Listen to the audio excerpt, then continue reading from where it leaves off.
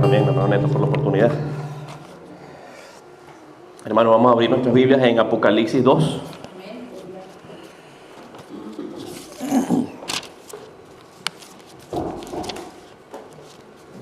Apocalipsis 2, vamos a leer los versículos del 8 al 11. Apocalipsis 2, versículos del 8 al 11. Esta palabra se titula persecuciones, tribulaciones y recompensas.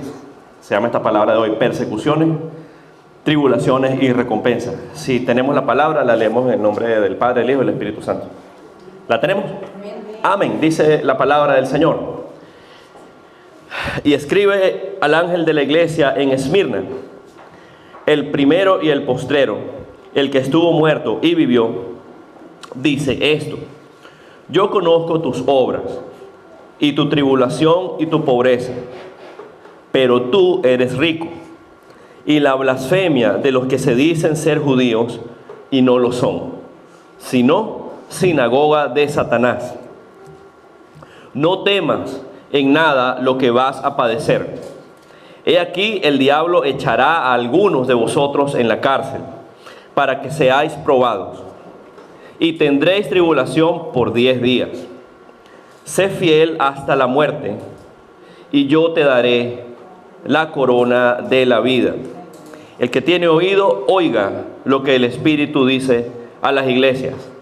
El que venciere no sufrirá daño de la segunda muerte. Amén. Hermano, vamos a ponernos de pie, vamos a orar. Amado Señor, mi Dios Todopoderoso, te alabamos, Señor, te bendecimos, Señor, te damos la gloria y la honra que solo tú te mereces. Padre amado, bendito, en esta hora, Señor, te damos las gracias por tu amor, por tu fidelidad, por tu misericordia. Gracias, mi Señor, por la vida de todos los hermanos, Señor, de todas las personas aquí presentes. Padre Santo, mi Dios, en esta hora te pedimos, Señor, por esta palabra que vamos a recibir, Señor. Que sea, Señor, para edificar a tu iglesia, Padre. Que sea para darle, Señor, una confirmación, Señor, de la gloria venidera, Señor. Padre amado, bendito que sea usted, Señor, ministrándonos, Padre, a través de la palabra. Que esta palabra sea para la gloria y la honra de su nombre también. Reconocemos que Cristo Jesús es nuestro Dios, es nuestro Rey, es nuestro Salvador, es el nombre sobre todo nombre. Y que a Él sea toda la gloria por los siglos de los siglos. Amén y amén. Nos podemos sentar, mi hermano. Entonces esta palabra se llama persecuciones, tribulaciones y recompensas. Allí, mis hermanos, anteriormente leíamos Apocalipsis 2, leíamos una porción de lo que se conoce, ¿verdad?, como la carta a las 7 iglesias. La carta a las 7 iglesias. Recuerden que en el libro de Apocalipsis, los capítulos 2 y 3, el Señor, Cristo Jesús, Él habla a 7 iglesias, que eran 7 iglesias que existieron en lo que se conocía como la región del Asia Menor. Esa región del mundo actualmente pertenece al país de Turquía. Entonces el Señor le daba 7 mensajes, ¿verdad?, diferentes a las 7 iglesias. Eran 7 ciudades diferentes y en cada ciudad había 7 iglesias. Una de esas iglesias estaba en la ciudad de Esmirna. La ciudad de Esmirna, y esa es la porción de la Biblia que acabamos de leer. Hermano, pero eso que acabamos de leer no lo podemos entender como que era algo puntual para las iglesias de la época. No, eso está vigente para la iglesia de Cristo hoy en día también. ¿Por qué? Porque esto de alguna manera nos muestra dos cosas que son bien importantes, mi hermano. En primer lugar, eso nos da una idea de lo que el Señor espera de la iglesia de Cristo hoy en día. Las cosas que le agradan al Señor y las cosas que le desagradan al Señor. Y de alguna manera, mis hermanos, también estas cartas a las 7 iglesias nos muestran, en parte, cuáles son las artimañas, cuáles son las mentiras que usó el diablo en el pasado para atacar la iglesia de Cristo y que sigue usando hoy día también.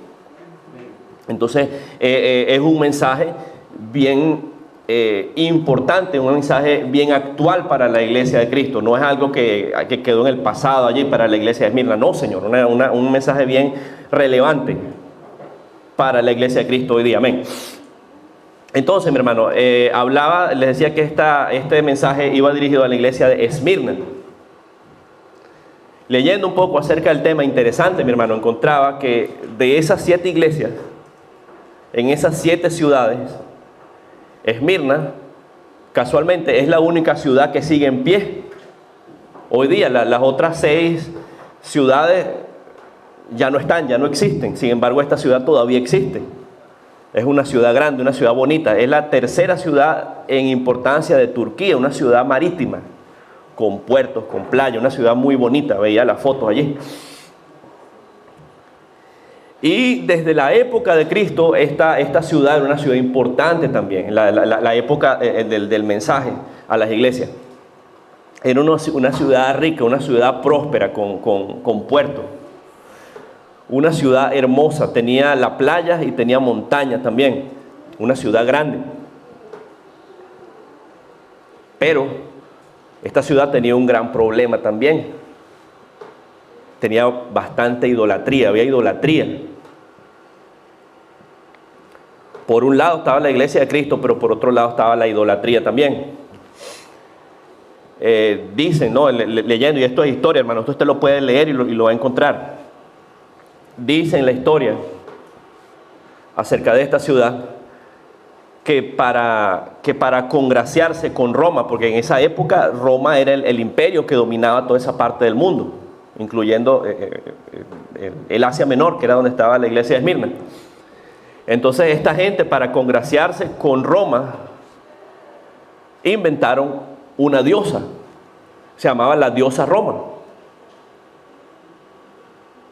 Y no conforme con esto, ¿verdad? Llegó un momento que los emperadores de Roma, ellos hicieron que todo el pueblo los adorara como dioses. Imagínense qué terrible eso, hermano, adorar a un hombre, a una persona como un Dios, cuando sabemos que el único digno de toda alabanza y toda adoración es nuestro Dios. Amén, pero los emperadores obligaban a la gente a que los adoraran también. Entonces, para el momento que el Señor le da esta revelación a Juan, ¿verdad? Acerca de las cartas a las 7 iglesias, el emperador se llamaba Tiberio, ese era el nombre del emperador. Y también dice la historia que más o menos para esa época, como parte de la adoración, las personas tenían que llevarle incienso al emperador, tenían que rendirle culto con incienso. Y en la iglesia de Esmirna, digamos el obispo, el pastor pues, de esa iglesia, que era un hombre llamado Policarpo, ese hombre se negó. La gente tenía que llevarle adoración, tenía que llevarle incienso al emperador, y él dijo no. Era un hombre anciano. Dice la historia que este hombre dijo, no, yo tengo 86 años. Entonces yo no gano nada, yo he caminado mucho con el Señor ya. Y como yo voy a perder mi bendición por unos años, por alargar mi vida unos años más. No, yo no lo voy a hacer, y no lo hizo. Y murió, perdió su vida. Murió quemado. Murió quemado por negarse a rendirle culto al hombre. Hermano, y usted se imagina, y era muy fácil, o sea, él lo que tenía que hacer era no acceder a eso, y él conservaba su vida. Pero no, él se mantuvo firme y prefirió, darle toda la gloria y la honra al Señor. Amén. Entonces esa es más o menos para que entendamos el contexto, ¿verdad?, de la ciudad a la que el Señor le escribe esta carta, le dedica esta carta. Ahora fíjense algo, mis hermanos, en el versículo 9, de Apocalipsis 2:9, dice la palabra, que habla del Señor Jesucristo, a la iglesia de Esmirna.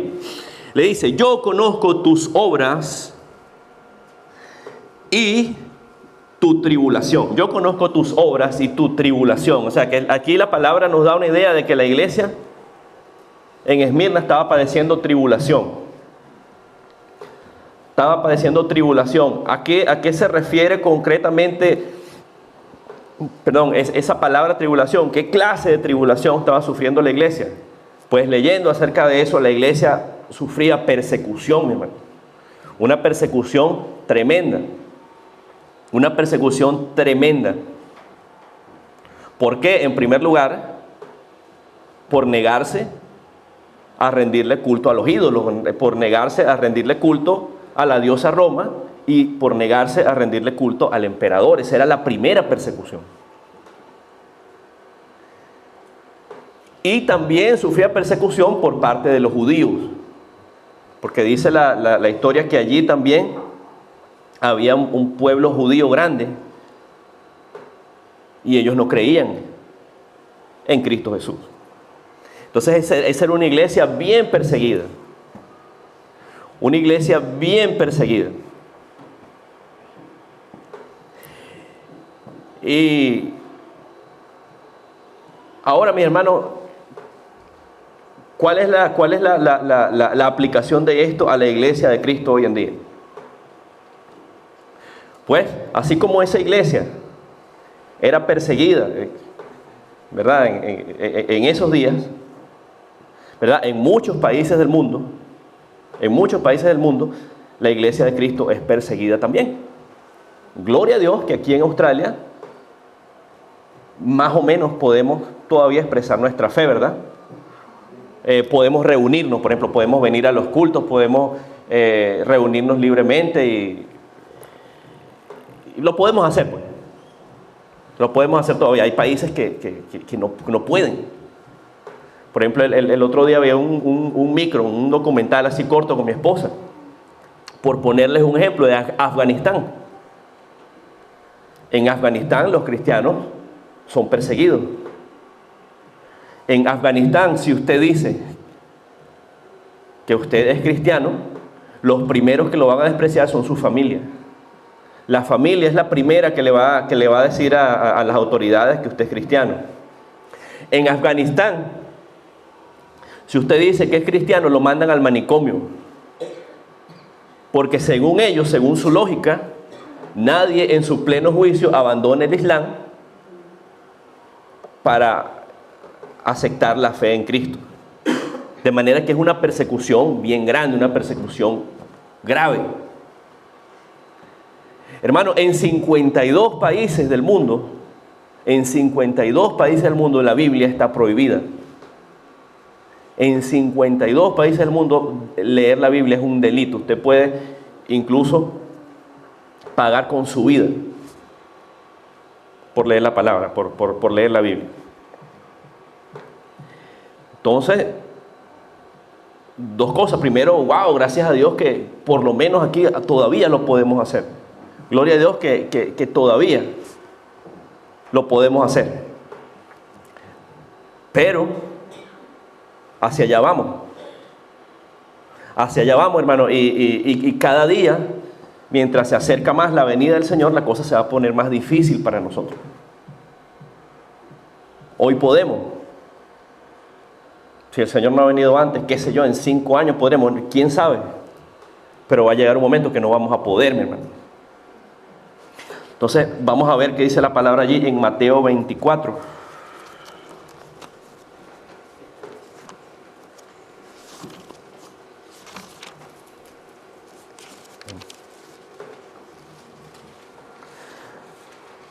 Mateo 24, vamos a leer los versículos del 9 al 13.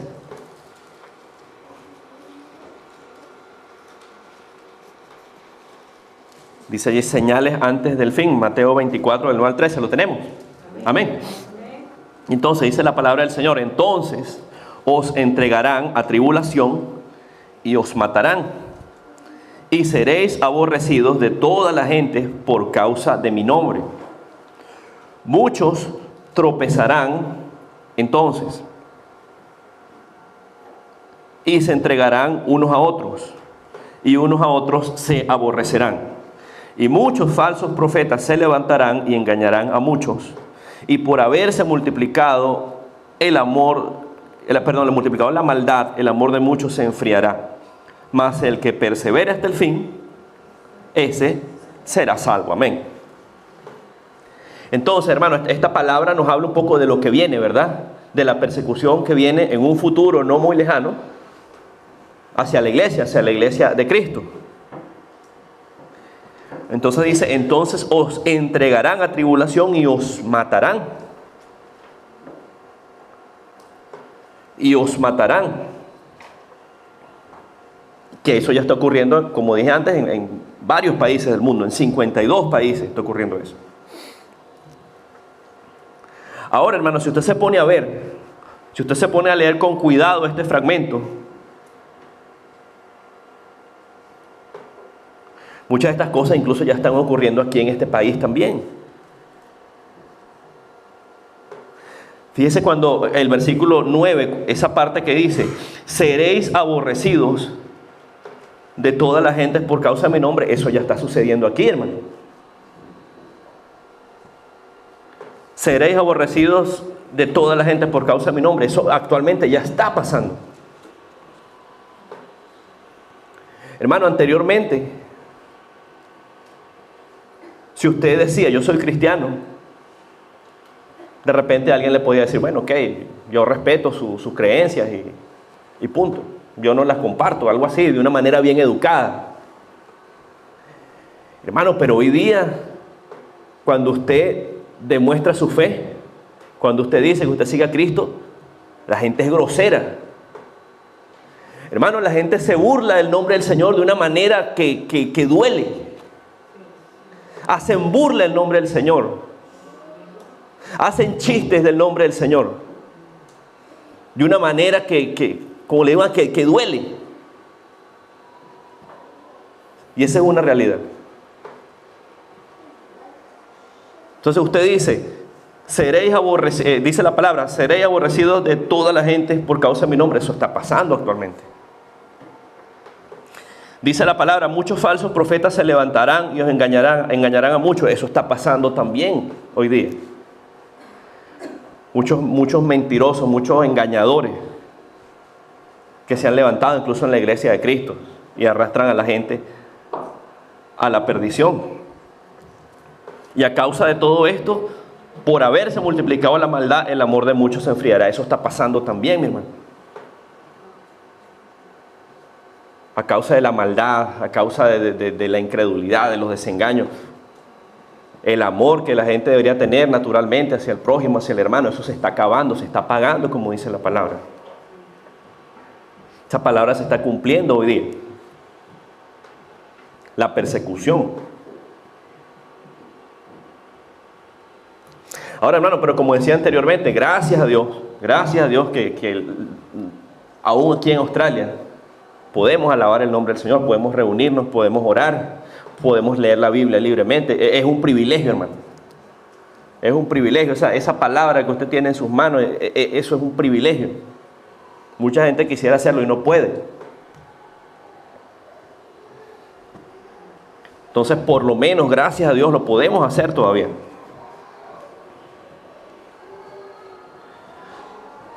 Pero ahora, mi hermano, ok, de repente por ese lado podemos expresar nuestra fe, ¿verdad? Podemos expresar nuestra fe por la palabra de Dios abiertamente, pero también a nuestra vida va a llegar otro tipo de tribulación. Hay otro tipo de tribulaciones en la vida de las personas. Nos toca pasar por pruebas, nos toca pasar por tribulaciones. Lo que leíamos antes en Apocalipsis 2, la iglesia de Esmirna pasaba tribulación, concretamente por la persecución. La iglesia de Cristo hoy día, mi hermano, nosotros como iglesia también pasamos tribulación, de otro tipo, pero también pasamos tribulación. Algunos pasan tribulación con la salud. Unos pasan tribulación porque se han enfermado, otros pasan tribulación por el trabajo, otros pasan tribulación con su familia. Pero la iglesia es atacada, hermano. La iglesia es atacada, hermano. Y Y usted se va a dar cuenta, hermano, que mientras más usted haga por la iglesia de Cristo, mientras más usted se esfuerce, mientras más usted busque al Señor, más ore, más alabe, el diablo más lo va a atacar. El diablo lo va a atacar más. Hay hermanos que dirán, no, hermano, pero o sea, a mí el diablo no me ataca, o sea, a mí todo me sale bien, yo siempre estoy contento. A mí el diablo no me ataca. Claro que lo va a atacar si ese es su amigo. Si ese es su amigo, su panadería. Como dicen en Venezuela, su pana. No, el diablo a mí no me ataca. Claro, si anda en fiesta, si anda en bochinche, si anda en el trago. Por supuesto que no lo ataca. ¿Para qué lo va a atacar si ya está apartado completamente del camino? Hermano, pero el que es verdadero cristiano, la prueba, la tribulación va a venir a su vida, hermano. Seguro va a venir a su vida. A veces incluso uno está tranquilo, a veces uno sin buscarse las cosas, sin buscarse los problemas vienen solitos. Solos vienen a la vida de nosotros. Les voy a contar un testimonio allí corto. Hace más o menos como unos 2 años atrás, que ya casi se cumplen 2 años. Pues nada, mi esposa y yo estábamos tranquilos. Hermano, y nos ha venido una prueba en nuestra vida que no les voy a contar en detalle qué fue. Pero solo les puedo decir que hasta consecuencias legales nos pudo haber traído. Algo bien fuerte. Una prueba bien fuerte y bien tremenda. Recuerdo que los hermanos Portillo, ellos nos ayudaron a orar. Los hermanos Quijano, ellos también nos ayudaron a orar en esa ocasión. Ellos saben a lo que yo me refiero. Pero tranquilo, hermanos, se lo digo con sinceridad. Nada hicimos. El malentendido que creó una persona ocasionó un gran problema que hasta consecuencias legales nos pudo haber traído a mi esposa y a mí.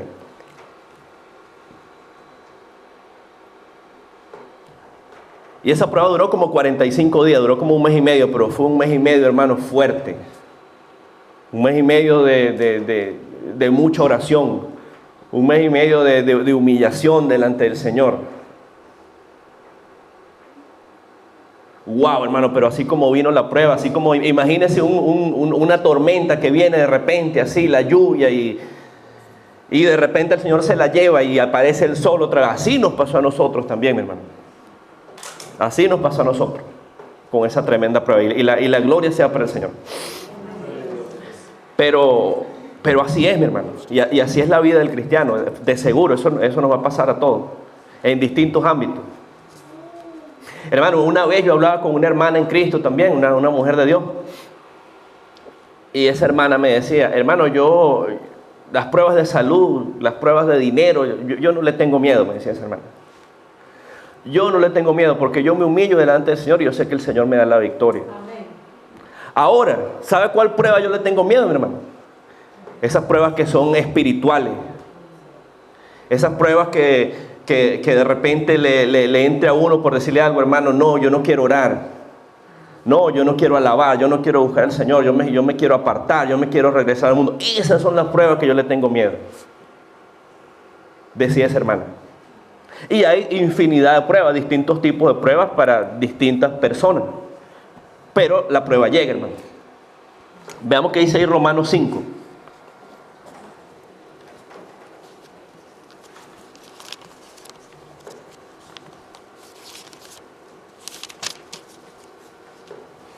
Romanos 5, versículos del 3 al 5. ¿Lo tenemos? Amén, dice la palabra. Y no solo esto, sino que también nos gloriamos en las tribulaciones, sabiendo que la tribulación produce paciencia, la paciencia prueba y la prueba esperanza. Y la esperanza no avergüenza, porque el amor de Dios ha sido derramado en nuestros corazones por el Espíritu Santo que nos fue dado. Amén. Entonces fíjense lo que nos dice esta palabra. La palabra nos habla de la tribulación. Y nos dice, y no solo esto, sino que también nos gloriamos en las tribulaciones. Imagínense eso, gloriarse en la prueba, gloriarse.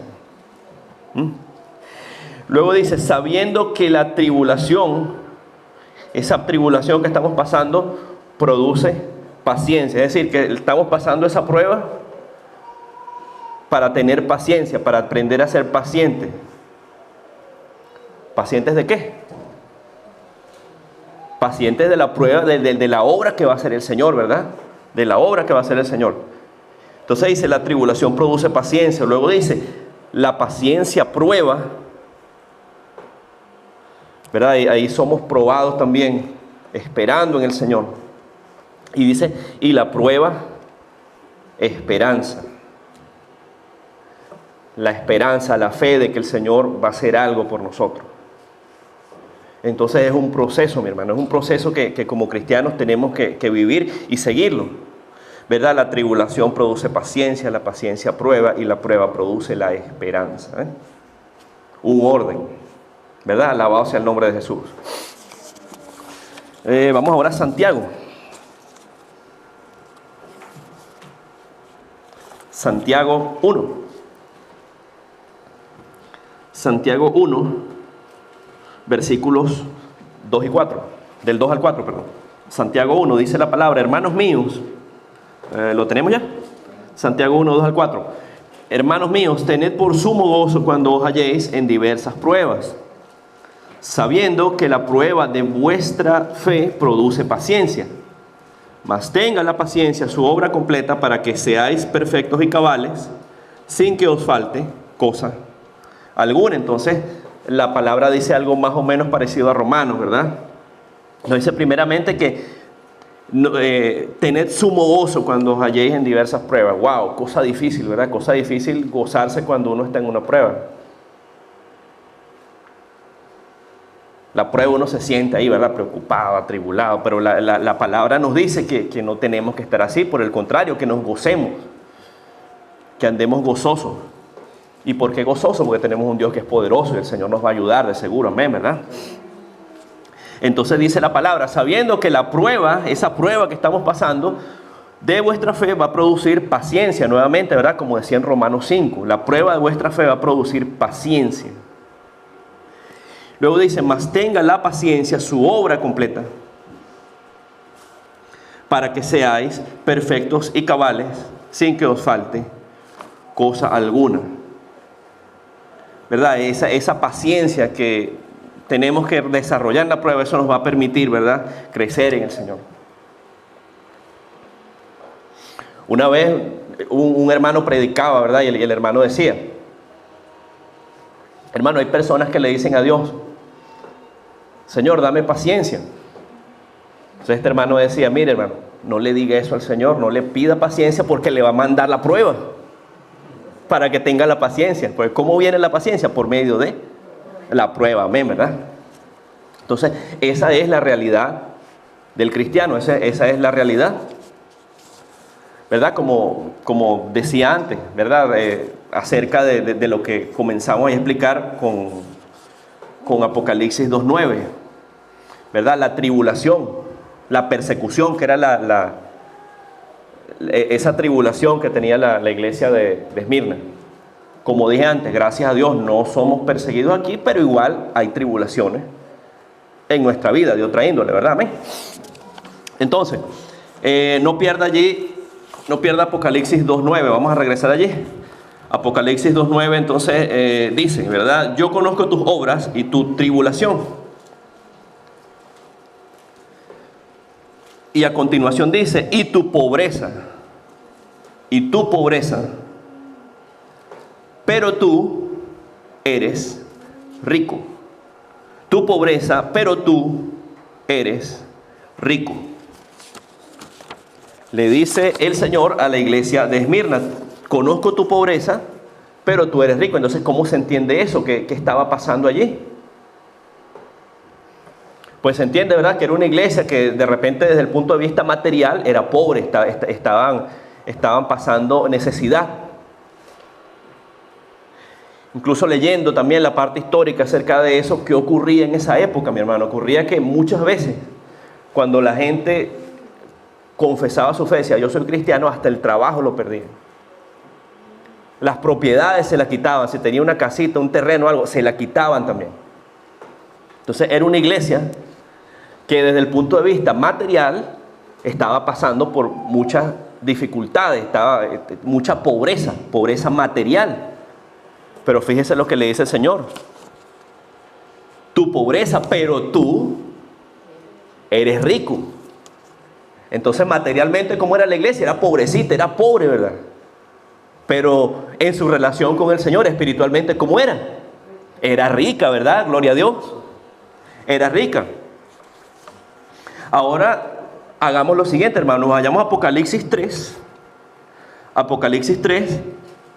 Y comparemos. Vamos a comparar Apocalipsis 3, versículo 17 con la Odisea, que era otra iglesia. Esa era otra de las 7 iglesias. Vamos a comparar la iglesia de Esmirna con la iglesia de la Odisea. Apocalipsis 3, 17. ¿Qué le dice el Señor a la iglesia de la Odisea? Dice: porque tú dices, yo soy rico y me he enriquecido y de ninguna cosa tengo necesidad. Le dice a la iglesia de la Odisea, ¿verdad? La iglesia piensa, la iglesia de la Odisea cree que es rica, que se ha enriquecido y que no tiene necesidad de nada. Pero el Señor le dice: pero tú no sabes, y tú no sabes que tú eres un desventurado, un miserable, pobre, ciego y desnudo. Desventurado, miserable, pobre, ciego y desnudo. Es decir, que esta iglesia de la Odisea era todo lo contrario a la iglesia de Esmirna, ¿verdad? Era una iglesia que de repente materialmente estaba bien. Materialmente estaba bien, pero espiritualmente estaba en el suelo, hermano. Espiritualmente estaba en el suelo. Entonces, hermano, la pregunta para nosotros es: ¿cómo queremos la iglesia? ¿Qué iglesia queremos? Una iglesia que sea rica espiritualmente, ¿verdad? Que así sea pobre materialmente. O lo contrario, ¿de qué le sirve a una iglesia tener todas las facilidades, todas las comodidades? Un palacio ahí, ¿verdad? Pero que ahí no se mueva ni una mosca, hermano. El Espíritu Santo no se mueve ahí, ¿verdad? ¿De qué le sirve? Amén, ¿verdad? Hermano, y esa es la realidad de muchas iglesias hoy en día. Esa es la realidad de esas iglesias de la prosperidad. Esa es la realidad de esas iglesias que están bien bonitas, arregladitas. Hay iglesias que tienen bastante dinero. Pero ¿de dónde sacan ese dinero? De engañar a las ovejas. Engañándole a las ovejas, diciéndole: no, venga, pacte, venga. Ah, usted quiere ser bendecido, bueno, dele plata al Señor. No, hermano, eso es mentira. El Señor no necesita el dinero de nosotros, hermano. El Señor no necesita el dinero, el Señor no se para por plata. El Señor es todopoderoso, hermano. Bendito sea el nombre de Jesús. Esa no es la verdadera iglesia de Cristo, hermano. Hermano, y usted busca por el internet y encuentra cualquier cantidad de barbaridades, cualquier cantidad de cosas que están haciendo alrededor del mundo para llamar la atención de las personas, para buscar pueblo de Cristo. Hasta un McDonald's lo han puesto en algunas iglesias, hermano. Se lo digo, lo he visto en el internet. Hasta McDonald's lo han puesto en las iglesias. ¿Para qué? Para que la gente vaya, para captar pueblo. No, hermano, eso no es así.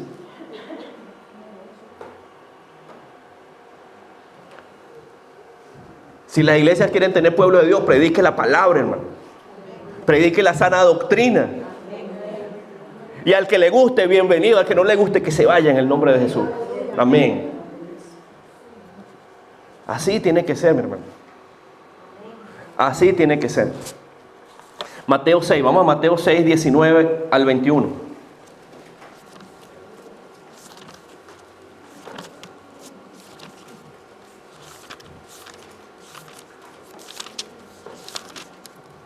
Mateo 6, 19 al 21, los tesoros en el cielo, ¿verdad, mi hermano?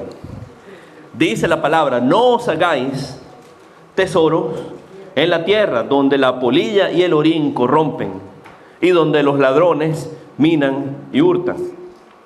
Sino haceos tesoros en el cielo, donde ni la polilla ni el orín corrompen, y donde ladrones no minan ni hurtan. Porque donde está vuestro tesoro, allí estará vuestro corazón, ¿verdad? Amén. Entonces, ¿dónde tenemos que hacer los tesoros nosotros? En el cielo, ¿verdad? Los tesoros celestiales. Los tesoros celestiales. Hermano, ¿de qué le sirve? ¿De qué le sirve a la iglesia tener el local más grande? ¿De qué le sirve a la iglesia tener los mejores asientos, las mejores butacas, la alfombra más limpia? De todo lo mejor material. Si no se predica la sana doctrina, la sana palabra, ¿de qué le sirve, hermano? ¿De qué le sirve, hermano? ¿De qué le sirve? El hermano Quijano, él siempre dice, ¿de qué le sirve eso? ¿Le va a dejar todo eso al anticristo? ¿Le va a dejar todo eso al anticristo? ¿Le va a dejar las propiedades, todo? ¿De qué le sirve, hermano? Entonces, hagamos tesoros en el cielo, amén. Amén. La iglesia es pobre, humilde, pero que sea rica espiritualmente, ¿verdad? Rica en la palabra, rica en la sana doctrina, que es lo que le va a dar la salvación. Un local bonito, los bailes, las luces, la música, eso no le va a dar nada, hermano, eso no le va a dar la salvación, olvídese. Amén. Entonces, nuevamente, Apocalipsis 2.9, no pierda Apocalipsis 2.9. La cosa se pone buena, hermano. Entonces, seguimos en Apocalipsis 2.9. Yo conozco tus obras, ¿verdad? Ya explicamos que dice, y tu tribulación. Luego dice, y tu pobreza. Ya explicamos también, ¿verdad? Pero tú eres rico. Y ahora fíjese lo que dice, y la blasfemia de los que se dicen ser judíos y no lo son, sino sinagoga de Satanás. Entonces, otro problema, otra situación que estaba pasando en esa iglesia, dice, y la blasfemia de los que se dicen ser judíos y no lo son, ¿verdad? Decían ser judíos, decían ser una cosa, y el Señor le dice, no lo son. Le dice, son sinagoga de Satanás. Ahora, mi hermano, que el problema ahí es la blasfemia, ¿verdad? La blasfemia de estos judíos, que se decían ser judíos, pero no lo son. Eso ya lo vamos a explicar, ¿verdad? ¿Qué es blasfemia? ¿Qué quiere decir eso? ¿Verdad? Lo buscaba ahí en el diccionario, en el Google, dice, ¿verdad? Blasfemia es una irreverencia desafiante contra el Señor.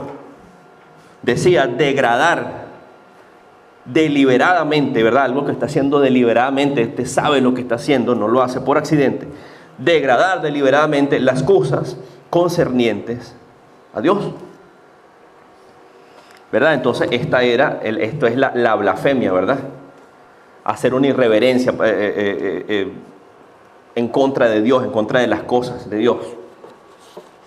Entonces dice la palabra, ¿verdad? Hablaba de blasfemia de los que se dicen ser judíos, pero no lo eran. Entonces, ¿qué ocurría? Allí en esa ciudad también, en Esmirna, había una población judía, ¿verdad? Y obviamente no creían en las cosas de Dios, ellos se guiaban por la ley. Al contrario, ellos perseguían a la iglesia de Cristo, a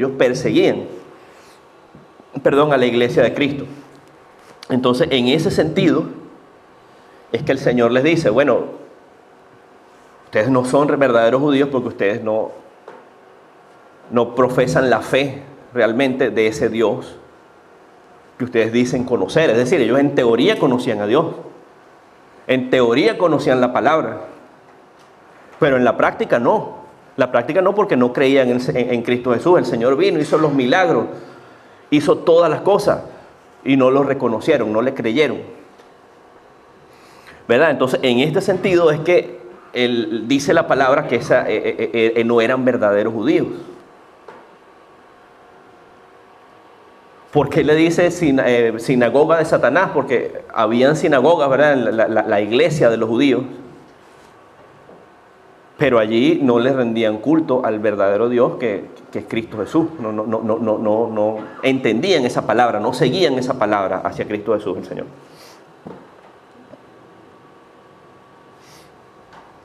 Ahora, hermanos, si vamos otra vez a la definición esa de blasfemia, cuando decía irreverencia desafiante, cuando decía degradar deliberadamente las cosas concernientes a Dios, hermano, eso también está pasando hoy día y eso tiene un significado para la iglesia de Cristo hoy día también. Y cuando yo preparaba la prédica, lo que el Señor me daba acerca de esta parte es la importancia que tiene la doctrina, hermano. La importancia de la doctrina, de la sana doctrina en la iglesia de Cristo.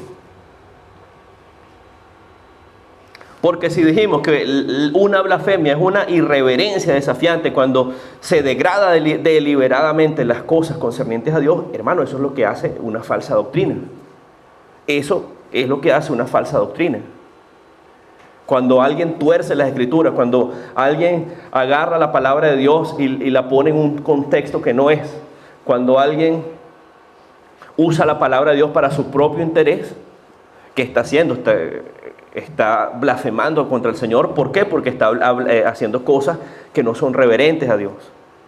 Porque está degradando deliberadamente las cosas concernientes a Dios. Entonces la doctrina, hermano, ¿qué dice la palabra de Dios acerca de la doctrina, acerca de la sana doctrina? Vamos a ir un momentico allá a Gálatas 5.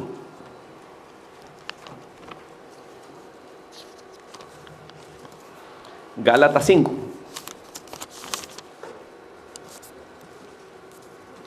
Y vamos a leer los versículos del 7 al 9.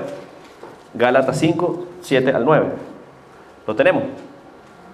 Amén. Dice la palabra del Señor, Gálatas 5, del 7 al 9. Vosotros corríais bien. ¿Quién os estorbó para no obedecer a la verdad? Esta persuasión no procede de aquel que os llama. Un poco de levadura leuda toda la masa. Un poco de levadura leuda toda la masa. Entonces, ¿a qué se refiere esta palabra? Esta palabra, y cuando nos nombra la levadura, eso se refiere a las falsas doctrinas en la iglesia. Vamos a explicarlo. Allí en los Gálatas, ¿cuál era el problema? ¿Cuál era la situación? Había un grupo de personas, vamos a llamarlos los judaizantes, ¿verdad? Que ellos estaban tratando de introducir en la iglesia de Galacia todas esas cosas de las doctrinas de los judíos. Esta gente decía, no, la salvación no es por gracia nada más, la salvación no es por Cristo Jesús. Además de Cristo Jesús, usted tiene que circuncidarse, usted tiene que hacer esto y aquello, ¿verdad? Entonces estaban introduciendo todas esas doctrinas, ¿verdad?, en la iglesia de los Gálatas. Entonces el apóstol Pablo le dice a la iglesia en Galacia, le dice, vosotros corríais bien. Es decir, le está queriendo decir, ustedes iban bien. Ustedes iban bien respecto a la doctrina, ¿verdad? Ustedes iban bien. Entonces de repente, ¿quién os estorbó para no obedecer a la verdad? En pocas palabras, ¿quién les empezó a decir esas cosas para que ustedes se desviaran, para que no obedecieran la verdad? Esta persuasión no procede de aquel que os llama. Es decir, estas mentiras, eso que los han convencido que ustedes hagan, Eso no procede de aquel que nos llama. ¿Y quién es el que nos llama? Cristo Jesús. Amén. Entonces ahí Pablo les dice, un poco de levadura leuda toda la masa. Un poco de levadura leuda toda la masa. ¿Y qué es la levadura, hermano? La levadura es un hongo, ¿verdad? Usted agarra el que ha hecho pan, amasa, ¿verdad? El pan, le pone la levadura. ¿Y qué propiedad tiene la levadura? Pone la masa grande, ¿verdad? Afecta toda la masa, ¿verdad? De repente usted amasa un poquito de masa así pequeñita, la pone una hora, media hora en reposo, y al rato quita el paño así encima de la masa y encuentra una pelota de masa bien grande, ¿verdad? Pero la levadura afecta todo, ¿verdad? Entonces, de esa misma forma, el Señor, por medio del apóstol Pablo, le quería decir a la iglesia de los Gálatas, un poco de levadura, poquito de levadura leuda toda la masa. Es decir, un poquito de falsa doctrina que se introduzca en la iglesia va a terminar afectando a toda la iglesia.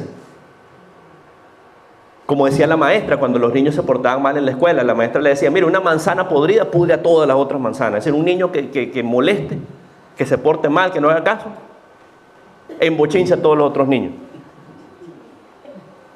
Bueno, igual, ¿verdad? Un poco de levadura leuda toda la masa. Un poquito de falsa doctrina puede terminar llevando a una iglesia abajo, ¿verdad? Por eso entonces es que hay que ser bien vigilante, hermano.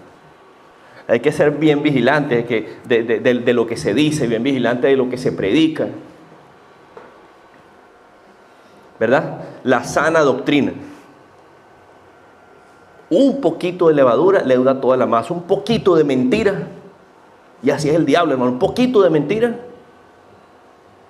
en una gran verdad, y todo se hace una gran mentira. Así es el diablo, hermano. Así obra el diablo. A una verdad le pone un poquito de mentira y ya todo se vuelve una gran mentira. Amén.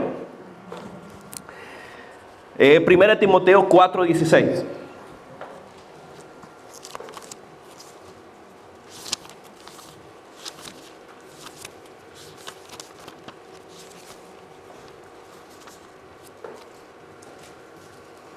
Primera de Timoteo 4:16. Dice la palabra. ¿Lo tenemos?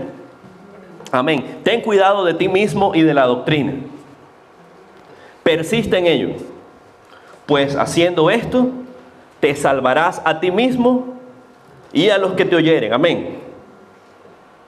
Entonces allí la palabra también ahí en Timoteo, ¿verdad? Nuevamente el Señor habla por medio del apóstol Pablo. Pablo le dice a Timoteo, ¿verdad? Que era su hijo espiritual. Le dice, ten cuidado de ti mismo y ten cuidado de la doctrina. Ten cuidado de lo que vas a predicar, de lo que vas a hablar. Le dice luego, persiste en ello, es decir, que sea constante en el cuidado de la doctrina. ¿Por qué? Pues haciendo esto, pues te vas a salvar primeramente tú mismo, ¿verdad? Que eres el que predicas. Y por medio de la palabra que tú des, se van a salvar también los que oyeren. Te vas a salvar tú mismo, se van a salvar los que oigan la palabra también. Amén. Alabado sea el nombre de Jesús. Ya falta poco, hermano. Regresamos ahí a Apocalipsis 2.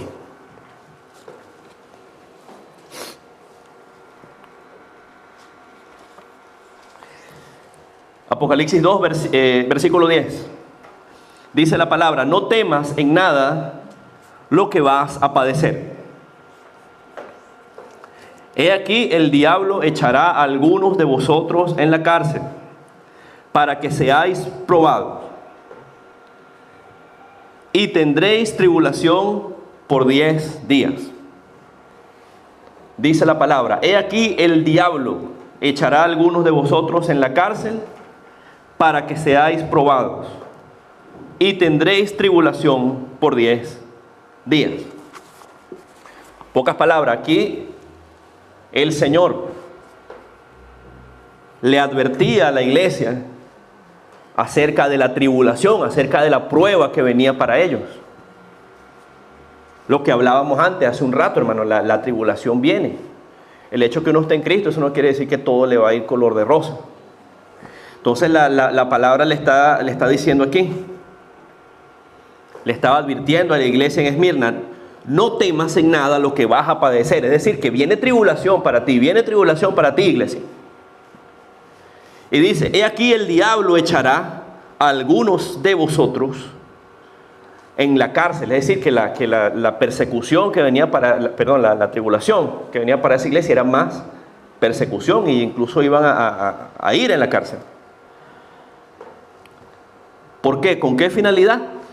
Dice la palabra allí: para que seáis probados, y tendréis tribulación por 10 días. Dice la palabra 10 días. Entonces, ¿qué quiere decir esto de 10 días? Hay opiniones encontradas. Algunas personas, algunos estudiosos de la palabra, creen, esta es una de las ideas, que 10 días se refería en realidad a 10 años. Y esos 10 años fueron los años de un emperador romano llamado Diocleciano, que hizo una de las persecuciones más terribles en la iglesia. Esa persecución, algunos creen que se refiere a la persecución que hubo del año 303 al año 313, concretamente, una persecución terrible. Algunos estudiosos de la palabra creen eso. Ahora, otra idea que algunas personas piensan también, es que 10 días lo que quiere decir es que iban a pasar tribulación por un periodo de tiempo corto. No necesariamente 10 días, pero era un periodo de tiempo corto que iban a pasar esa tribulación. Esta idea del tiempo corto es más aceptada. Entonces la palabra le dice: tendrás esa tribulación por 10 días. Luego allí en el versículo 10 dice también: sé fiel hasta la muerte, y yo te daré la corona de la vida. Entonces, hermano, aquí ya estamos hablando de las recompensas del Señor. Yo te daré la corona de la vida. Ahora, ¿qué es eso de la corona de la vida? ¿A qué se refiere eso? Hermano, la corona no es la salvación como tal. La corona no es la salvación. Pero la corona se refiere, por decirlo de alguna manera, al grado de recompensa que va a tener el creyente en la presencia de Dios. Esa es la corona. Y aquí concretamente la palabra en Apocalipsis 2 nos habla de la corona de la vida, pero la palabra en otras partes habla de otros tipos de corona también. 5 tipos de corona. Habla de la corona incorruptible, la corona de regocijo, la corona de justicia, la corona incorruptible de gloria, y la última es aquí en Apocalipsis, la corona de vida. ¿Qué son esas coronas? Se entiende como galardones. Galardones que los creyentes van a tener en el cielo.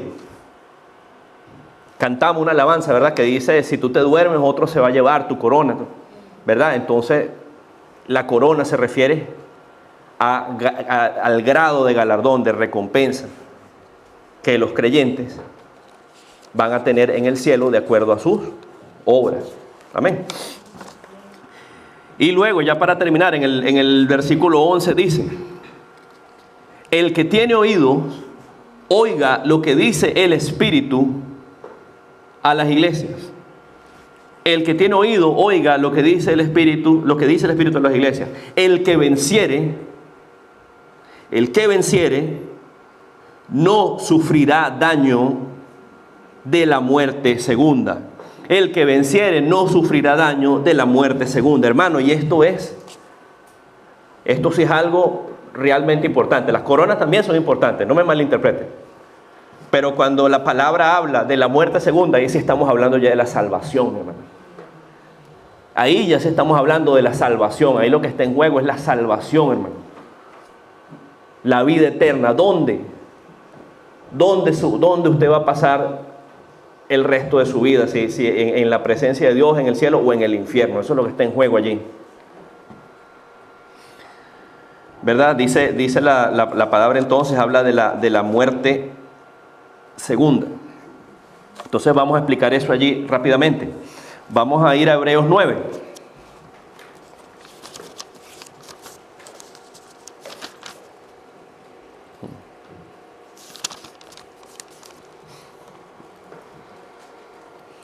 Hebreos 9, 27.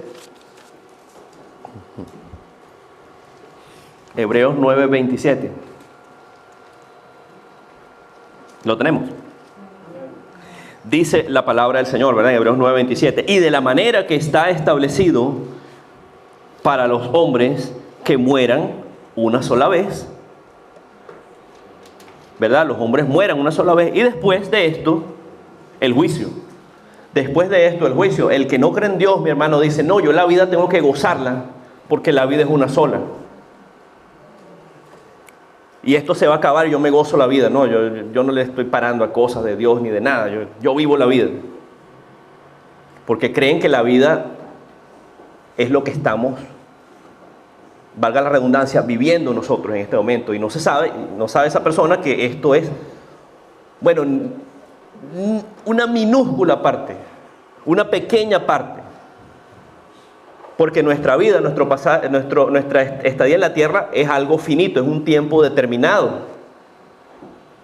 Pero como dice aquí en Hebreos, ¿verdad? La palabra, el hombre muere y después de esto, ¿qué viene? El juicio.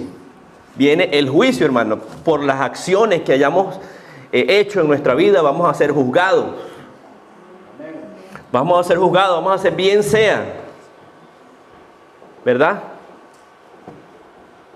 Vamos a ser juzgados bien sea para galardón por el tribunal de Cristo, ¿verdad? O bien sea para condenación por el juicio del trono blanco, ¿verdad? Entonces vamos a ver allí qué dice Apocalipsis 20 del 11 al 15. Y mientras buscan, hermano, un comentario, hay personas que dicen, no, pero no, ya después de muerto va a haber otra oportunidad. No, hermano. Después de muerto no hay más oportunidad. La oportunidad es ahora, hermano. El día que usted tiene que buscar a Cristo Jesús es hoy. Vivos. Después de muerto ya no hay más chance, hermano. Entonces dice la palabra allí en Apocalipsis 20, del 11 al 15. El juicio ante el gran trono blanco. Dice la palabra del Señor, y vi un gran trono blanco, y al que estaba sentado en él, de delante del cual huyeron la tierra y el cielo, y ningún lugar se encontró para ellos. Y vi a los muertos, grandes y pequeños, de pie ante Dios, y los libros fueron abiertos, y otro libro fue abierto, el cual es el libro de la vida. Y fueron juzgados los muertos por las cosas que estaban escritas en los libros según sus obras. Bendito es el nombre del Señor. Y el mar entregó los muertos que había en él. Y la muerte y el Hades entregaron los muertos que había en ellos. Y fueron juzgados cada uno según sus obras. Y la muerte y el Hades, póngale cuidado a este versículo, hermano. La muerte y el Hades fueron lanzados al lago de fuego. Esta es la muerte segunda. Y el que no se halló inscrito en el libro de la vida fue lanzado al lago de fuego. El que no se halló inscrito en el libro de la vida fue lanzado al lago de fuego, hermano. Entonces esto que acabamos de leer es el juicio del gran trono blanco. Hermano, ese es un juicio que va a hacer el Señor de condenación. Hermano, ese va a ser un juicio en el que el Señor simplemente le va a decir a la persona, usted va a ser condenado por esto, esto y esto. Ahí ya no hay oportunidad. Es un juicio donde el Señor le debe informar a las personas por qué van a ser condenados. Entonces, dice la palabra, ¿verdad?, que en ese juicio fue abierto, en el versículo 12, fue abierto el libro de la vida. El libro de la vida, ¿verdad? Y fueron juzgados los muertos por las cosas que estaban escritas en los libros, también dice, según sus obras. Hermano, cuando la palabra habla del libro de la vida, el libro de la vida y el Cordero, hermano, ahí es donde tenemos que estar anotados nosotros. Hermano, en el amor de Cristo le digo, no se anote a perdedor, hermano. Que su nombre sea escrito en el libro de la vida. El que no tiene a Cristo en su corazón, que se asegure que ese nombre esté escrito allí. El que ya aceptó al Señor, que se asegure que su nombre no va a ser borrado. Que se asegure que su nombre no va a ser borrado, que persevere hasta el final. Hermano, el que no esté en ese libro, hermano, lamentablemente no va a estar con el Señor por la eternidad. Y esa es una realidad. Y ahora en el versículo 14 dice, entonces la muerte y el Hades, la muerte y el infierno fueron lanzados al lago de fuego. Y esa es la muerte segunda. Esa es la muerte segunda. La muerte segunda es la condenación eterna, hermano. Esa es la muerte segunda. La condenación, el lago de fuego. Esa es la muerte segunda, hermano. Entonces dice esta palabra aquí en Apocalipsis 2:11. El que venciere, el que siga fiel, el que se agarre del Señor, ese no sufrirá daño de la muerte segunda. Amén. Ese será salvo, ese estará en gozo con el Señor. Ese estará en las bodas del Cordero, hermano. Amén. Alabado sea el nombre de Jesús. Hermano, entonces, la iglesia va a pasar por persecución, va a pasar por tribulación. Hermano, pero el que se aferra a la roca, que es Cristo Jesús, va a tener su recompensa, como lo que acabamos de leer allí, ¿verdad? Amén. Bendito sea el nombre de Jesús. Gracias.